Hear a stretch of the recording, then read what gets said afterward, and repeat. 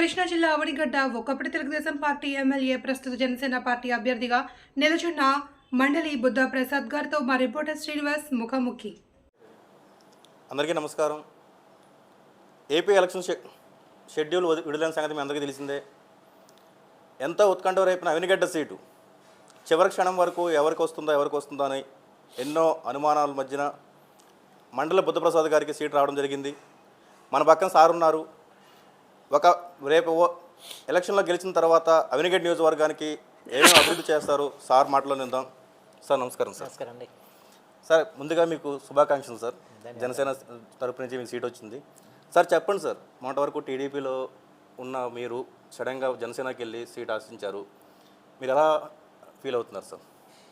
ఇది తెలుగుదేశం జనసేన బీజేపీ కూటమి పక్షాన్ని ఇవాళ నిలబడటం జరుగుతుంది. ఎందుకంటే తెలుగుదేశం పార్టీ ఈ సీటుని జనసేనకి కేటాయించడం జరిగింది సార్. కానీ పవన్ కళ్యాణ్ గారు కూడా ప్రజాభిప్రాయాన్ని గమనించి పార్టీలకు ఆహ్వానించి నాకు సీట్ ఇవ్వడం జరిగింది. ఉమ్మడి పార్టీలు 3 కూడా ఇవాళ నాకు పూర్తిగా మద్దతుగా నిలిచాయి. ఎందుకంటే అవనిగడ్డ నియోజకవర్గ అభివృద్ధికి ఇవాళ దోహదపడాలంటే, ఇక్కడ మళ్ళీ గెలుపు దిశలో మనం ప్రయాణం చేయాలంటే మీ అభ్యర్థిత్వం అవసరం అని చెప్పిన భావన 3 పార్టీలకు సంబంధించిన వాళ్ళు కూడా వ్యక్తం చేయటం, పవన్ కళ్యాణ్ గారు ప్రత్యేకించి దాని మీద ఆయన కూడా ఆహ్వానించడం జరిగింది. ఆ రకంగా ఇవాళ జనసేన పార్టీ తరఫున పోటీ చేసే అవకాశం నాకు కలిగింది. సార్, నియోజకవర్గంలో జనసేన సంబంధించిన మండలి కోఆర్డినేటర్లు అందరూ మీతో మంచిగా సన్నిహితంగా ఉన్నారా సార్? జనసేన సంబంధించినంతగా ఎటువంటి సమస్య లేదు. జనసేన సంబంధించిన అందరూ కూడా ఇవాళ కలిసికట్టుగా పనిచేస్తున్నాం. జన సైనికులు ఇవాళ వాళ్ళు నాయకత్వం లేకపోయినా బాగా పార్టీని ముందుకు తీసుకెళ్ళాలని దృక్పథంతో ఎవరికి వాళ్ళు సొంత డబ్బులు ఖర్చు పెట్టుకుని పోరాటాలు చేయటం, పార్టీ నిలబెట్టడం జరిగింది. ఆ జన సైనికులందరూ కూడా ఇవాళ ఇంకా మరింత ఉత్సాహంతో ఇవాళ పనిచేస్తున్నారు సార్. అంటే దాంట్లో ఎటువంటి సందేహం లేదు. అలాగే తెలుగుదేశం పార్టీ కానివ్వండి, బీజేపీ పార్టీ కానివ్వండి, వాళ్ళందరూ కూడా సంపూర్ణ మద్దతుతో ఇక ఎటువంటి అరమరికలు లేకుండా ఈరోజు చేయటం జరుగుతుంది. అంతేకాకుండా దాదాపు వైసీపీ పార్టీ మాత్రం ఖాళీ అయ్యే పరిస్థితి కనబడుతుంది. అవనిగడ్డ నియోజకవర్గంలో ప్రతిరోజు కూడా ఎంతోమంది ఇవాళ జాయిన్ అవుతూ వస్తున్నారు ఈ పార్టీలో. ఆ రకంగా వైసీపీ ఇవాళ దాదాపు ఖాళీ అయ్యే పరిస్థితి కూడా అవనిగడ్డ నియోజకవర్గంలో ఉంది. వీళ్ళందరూ కూడా కలుపుకొని మనం ముందుకు సాగాల్సిన అవసరం ఉంది.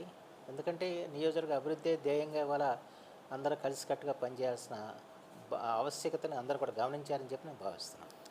సార్, ఎప్పటి నుంచో ఉన్న సమస్య అది మీకు తెలిసిందే. అవనిగడ్డ కోడూరు రోడ్డు విషయం, అది మీ ఒక గవర్నమెంట్ మీద వస్తే కనుక మీరు అది చేయగలరా?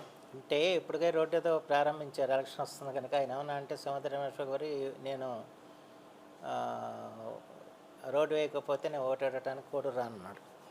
దాని మీద అనేక పోరాటాలు జరిగినాయి. దాదాపు 30 లక్షలంతా ఇస్తానని చెప్పని ముఖ్యమంత్రి గారు ప్రకటించాడు. కానీ ఆయన ఇవ్వలేదని చెప్పి మా ఆందోళన చేస్తే ఆ రోజున అందరిని అరెస్టులు చేయటం ఇవన్నీ జరిగిన సంగతి అందరూ తెలిసిన విషయం. ఇప్పుడు ఏదో మళ్ళీ 16 కోట్లతో మేము నిర్మాణం చేపడుతున్నామని చెప్పి ఇప్పుడు ఏదో మొదలుపెట్టే ఆ కార్యక్రమం.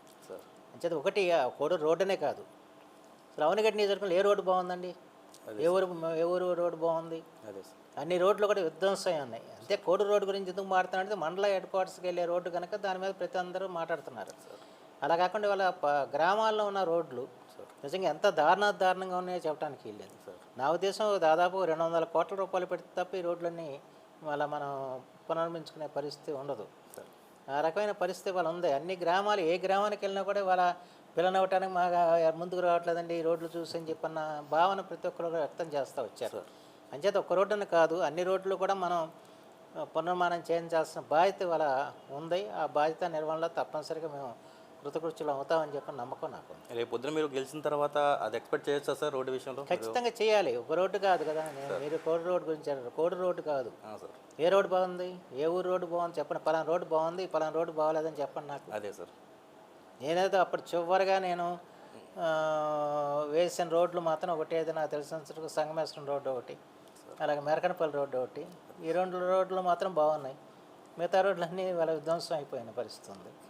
అంచేత అన్ని రోడ్లు కూడా మనం చేసి అందరికి కూడా అన్ని గ్రామాలకు కూడా ఇవాళ మనం రహదారి సౌకర్యాన్ని మెరుగుపరచాల్సిన బాధ్యత ఉంది. ఆ బాధ్యతను తప్పనిసరిగా నిర్వర్తిస్తాం.